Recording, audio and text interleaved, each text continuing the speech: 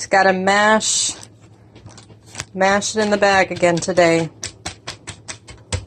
Just, squeeze, do that. All right, there's your personal reminder. We're gonna learn this bread together, girl. All right, talk to you later. Bye. All right, it's day 3. Mash again. Just kind of squeeze it. All right. Just remember to squeeze it like we just did yesterday, Carrie. Got a few days of that. Check back into my day 5. Mash it again. And tomorrow is day 6 where we get to add those 3 ingredients. It's worth noting, and I'll say it again tomorrow, the milk has to be at least 2%. Can't be anything below 2%. All right. Yay. So it's day 7, so we're mashing it. So much more to mash now since we added, all the sugar, flour, and milk yesterday that we'll do again in a couple days. Just mashy, mashy, mashy. All right. Check back tomorrow. Okay, so today is the day where we add a cup of flour, a cup of sugar, and a cup of milk. Milk has to be at least 2% or whole. We're using 2%. Pour it on in there.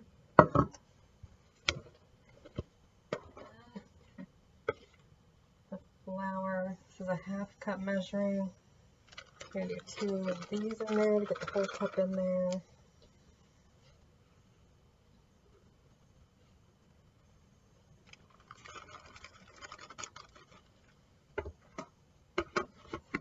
I need some more flour, y'all. Nice. A cup of sugar.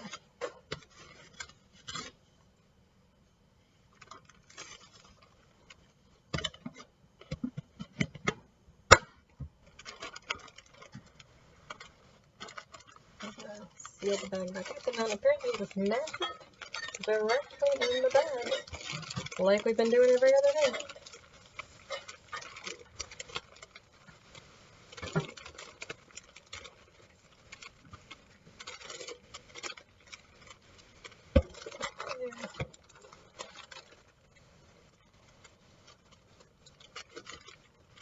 Yep.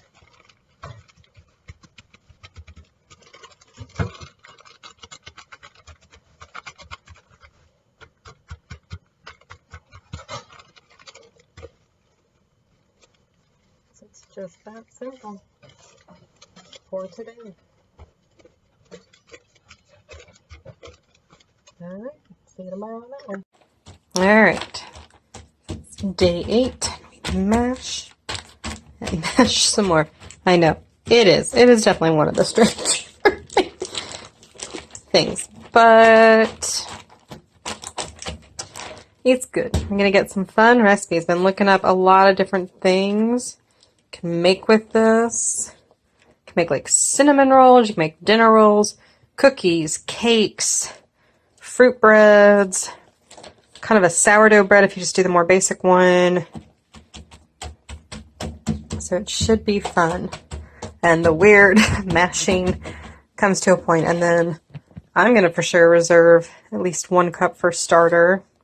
And it's worth noting, if you're getting to that point and you're like, oh, I don't know, I want to bake a few things, I don't want to do this just yet, but I do want some starter, but I don't want to have to bake more things in 10 days. You can put your starter directly into the freezer, not the fridge, but the freezer, and then when you take it out of the freezer, that acts as day 1, and it lasts, saw it varying on websites anywhere from like 1 month to a year. I'd probably caution more at the 3-month mark myself, but read up on it, see what you feel comfortable with. So there we go. All right, check back in tomorrow. All right, it is day 9. It's our last just mash day, because tomorrow I'm going to add 1 more cup of flour, 1 more cup of sugar, 1 more cup of milk that's at least 2%, mash it again, and then separate it out to cook and have a starter. But now we mash. Do the mash. Do the monster mash. The monster mash. Like a graveyard smash. Or you can go a little more contemporary and mash it. Oh, mash it. Mash it real good. Not quite the words, but you know what I'm singing. There we go. Just gotta get it all mashed. Just making sure. So there we go. Last day of doing just the mash. Mashed potatoes. I can do a twist. So this is what happens when I cook one thing for like 10 days straight, or 9 days straight, whatever. I go crazier. But look, it's looking good. So we will check in tomorrow when we do some more mashing, and then cook something. All right, have a good day. Good morning. All right, so our bread starter is on day 10. Where we're going to add another cup of sugar, another cup of flour, and another cup of 2% milk. Mash it all up, and then we're going to divide out what we're going to cook with and what we're going to have to do with starters in new plastic bags. I'm actually giving some starter away, so it's good. Other people can bake bread or cookies or whatever they're going to make out of it. All right. So remembering that it is 1 cup of milk, it needs to be at least 2%. Nothing lower than 2%. We're using 2%. We won't drink the higher grade stuff at all. Alright, and then we're going to do a cup more of flour. Try to get more flour and it's like towering over. So, I'm going to use this. Kind of just leveling it off.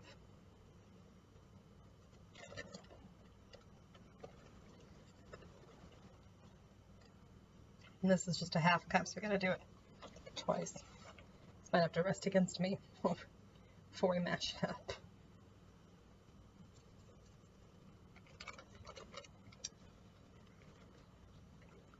And what we're making with this today for this video is going to be a chocolate bread. So we're doing kind of a sweet one. I'm also going to start just the regular kind of sourdough bread, but that's going to take a few more days, so it'll be its own video. All right, and then 1 cup of sugar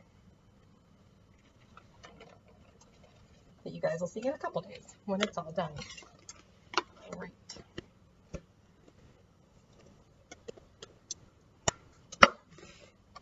Okay, so we're going to get as much air out as we can so we can mash. Then, same as we've done before, get it all, not seal much as we thought it did, so we're going to reseal.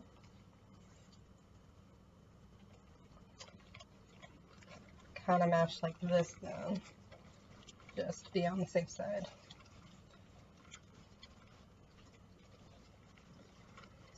And for those of you reaching day 10 with me, who don't want to have to start all over again, who aren't in the mood to bake just yet, I think I've mentioned this before, but I'll say it one more time, is you can put your starter in the freezer so that you don't have to go find more yeast and do all that, because as everybody is baking bread, it is in shorter supply for sure, and it is becoming more expensive because supply and demand theory.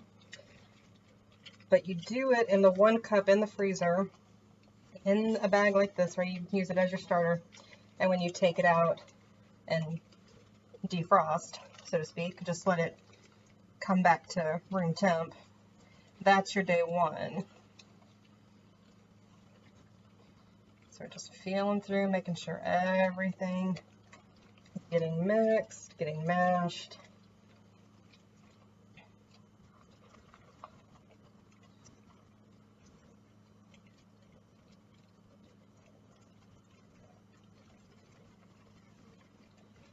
And I've read online, as I've researched recipes and whatnot, some people do all of this in a glass bowl. You can't leave this in metal. You can't mix this stuff in metal. Depending on what you bake. You can make like cookies and stuff, and obviously those are going to be on metal cookie sheets, but it's such a short amount of time it's on there. But if you're doing like the bread we're doing for a couple days, it has to go overnight. It stays in glass, and then it'll bake in that glass. You heard that. That's preheating for the chocolate bread at 325. So we're just making sure everything all done, all mixed. But yeah, so just read up on what you're baking. Some of it can go in metal or bake in foil, like these are going to bake in those foil disposable tins. Some of them can, some of them cannot. So it's just being aware. And it's usually the stuff that's going to bake for a shorter time can bake in these. Still don't mix them in metal, but yeah.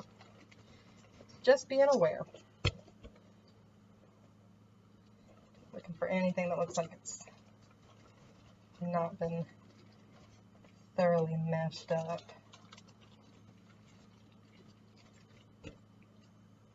Alright, it's looking pretty good. It feels pretty good mashed. Alright, wash my hands, we'll be back. Alright, so now we're going to start putting everything in. It all just kind of goes in all at once. It's no wet then dry or dry then wet. And I just kind of combine to save my dishes. So it's half a cup of packed brown sugar, half a cup of white granulated sugar. Got that. Got 2 cups of flour. Good. Half a cup of milk. I use the 2% again because that's what we've already got in there. So it's good for consistency's sake. I'm going to do moving stuff around. I'm trying not to pull that with my apron. Then it is 1 cup of oil. Pour that in.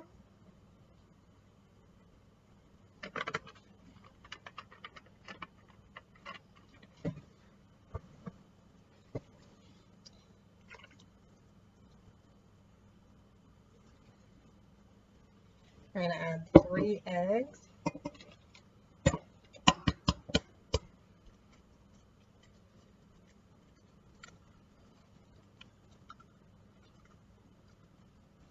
I actually did get some shell in there, so see, good reason not to crack them directly. Move this just a little bit so I've got some space. I've got this one printed. I should have pulled it up on the back of my screen like I normally do. Just didn't this time. What was I thinking?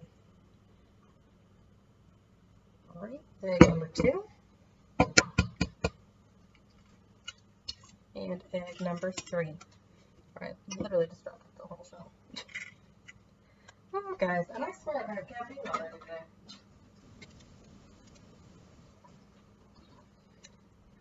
That in. Good. Wipe my station up a little.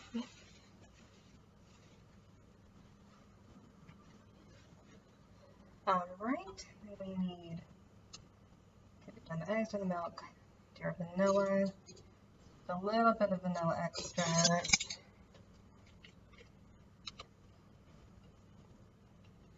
Good, because I need, that's what I should put on my grocery list. Right there. Alright.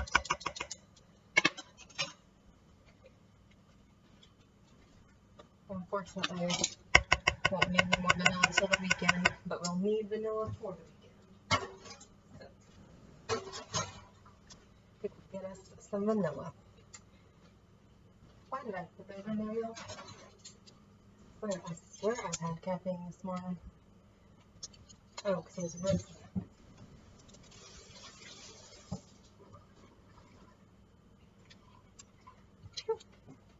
Alright, half a teaspoon of salt.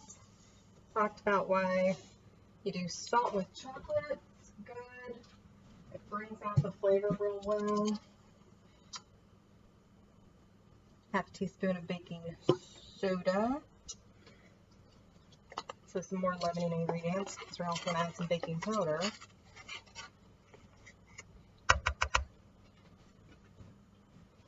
It is 1.5 teaspoon baking powder. Take that half first. and then the whole.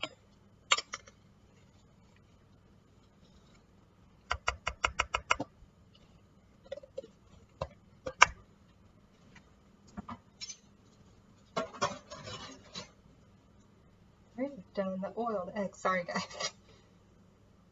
Brown sugar, flour. All right, just 2 things left. That's good. So we've got to do half a cup of cocoa.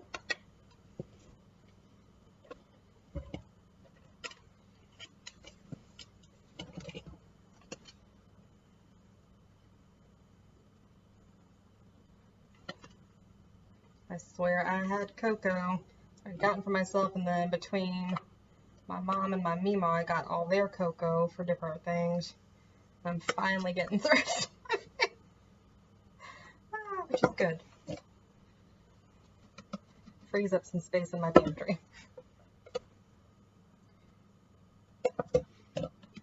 Alright, so we've got our half cup of cocoa in there. That's good. Get that covered up because cocoa goes everywhere. It's already on the paper.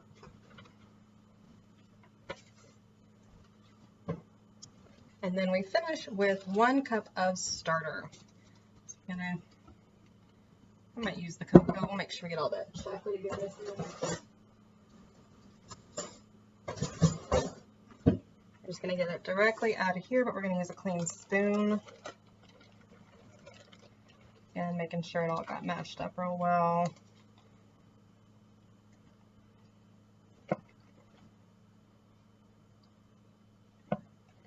There's got to be a better way to do this than what I'm doing, but maybe if I use one of my more like ladly things. Get all that off.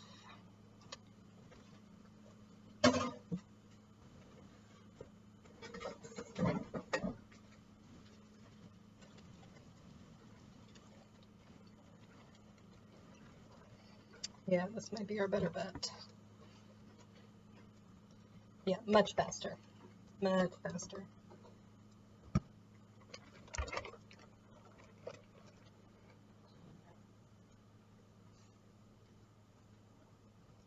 So this is what we'll do to get the rest of it out when it's time to separate.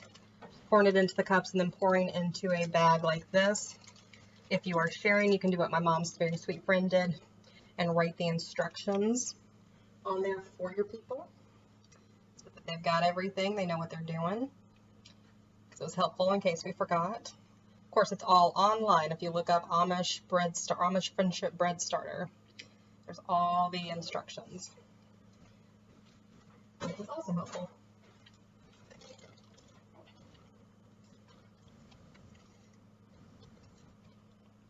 You can really smell that yeast. All right.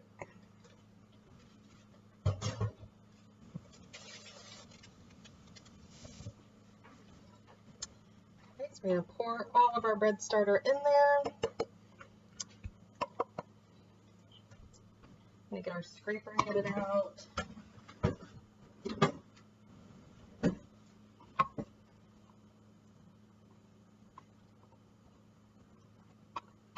See, it gets all the last of the cocoa too. Chocolatey, chocolatey.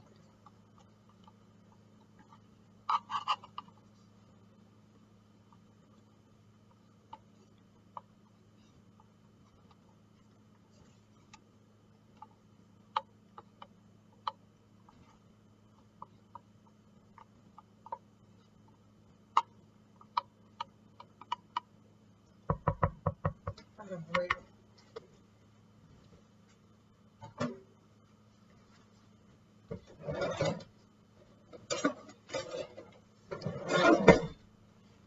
And get it all together.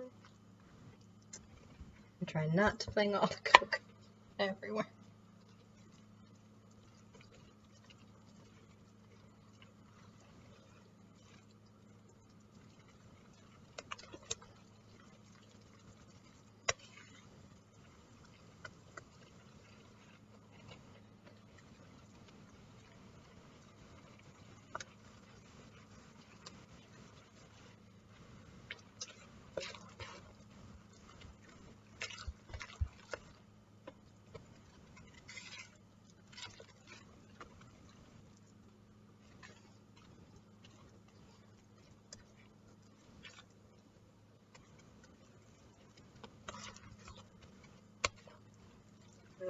So we get it all stirred in, and then the final thing we add is a bag of chocolate chips, or 12 ounces of chocolate chips.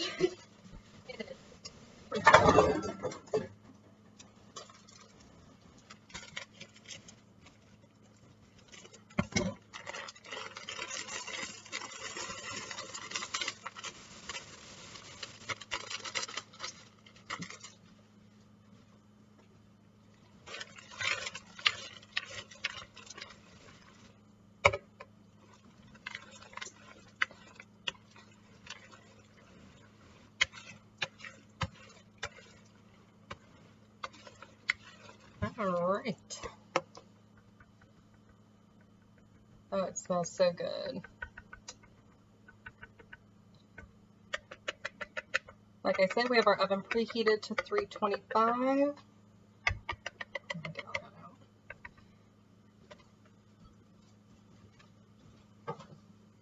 we're just going to cook it in loaf tins for 1 hour. Step out the way. So you just grease your loaf tins. You just grease. So we're just going to do that.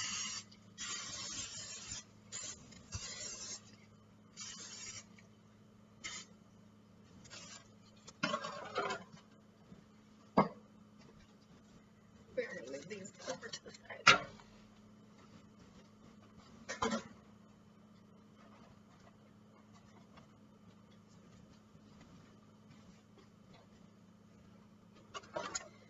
And then we're going to just pour them equally in there.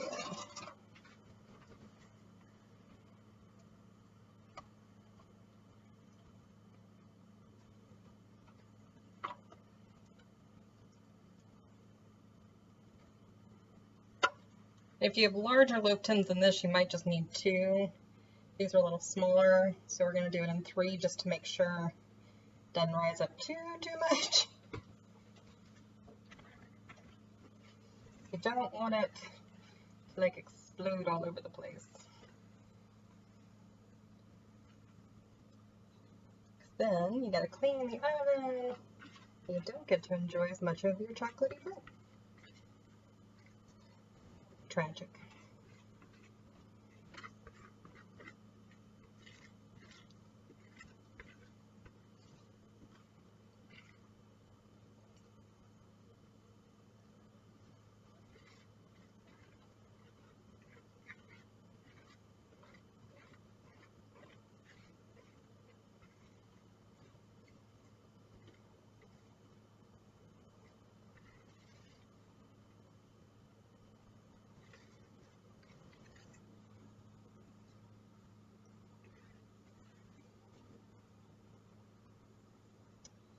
Alright. I'm just gonna bake them for 1 hour. And then they'll be ready. I will say that on the recipe there is an optional chocolate ganache. We are not making it because this is already pretty rich. And we'll probably put at least 1, if not 2, in the freezer. And I don't feel like ganache will freeze and then unfreeze very well. But I'll put the instructions in there for those of you who just want to like overdose in chocolate. All right. And here are our 3 loaves of chocolate bread. Oh, they smell so good. All right, y'all. Happy end of your weekends and bon appetit.